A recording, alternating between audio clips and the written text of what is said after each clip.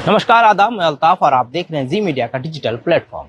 जब से T20 विश्व कप में भारत ने पाकिस्तान को हराया है, तब से पाकिस्तानी सरकार से लेकर आम नागरिक तक बेचैन है और इस आग में घी डालने का काम किया है जिम्बाब्वे ने।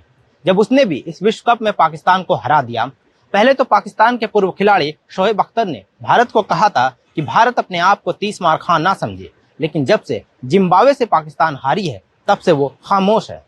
जिम्बाब्वे से हारने के बाद जिम्बाब्वे के राष्ट्रपति ने भी पाकिस्तान का खूब मजाक बनाया था और उस वक्त मिस्टर बीन वाला टॉपिक काफी सुर्खियों में था। उस वक्त ये मुद्दा राजनीतिक तूल पकड़ रहा था, लेकिन आज एक नए मुद्दे ने जन्म ले लिया है, जिसकी मेन लीड एक महिला है। दरअसल एक पाकिस्तानी महिला है और उस महिला का नाम है शहर सेनवारी। अब आप सोच रहे होंगे कि भारत और पाकिस्तान का मैच तो काफी पुराना मामला है, तो अब मैं पाकिस्तान के बारे में बात क्यों कर रहा हूँ।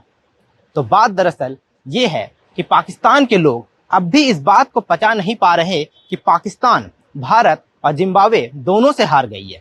तो इस महिला ने जिम्बाब्वे के लोगों को एक ऑफर दिया है कि अगर जिम्बाब्वे भारत को आने वाले मैच में हरा देती है, जो कि इस रविवार को है, तो वह यानी शहर सेनवारी जिम्बाब्वे के नागरिक से शादी करेंगी।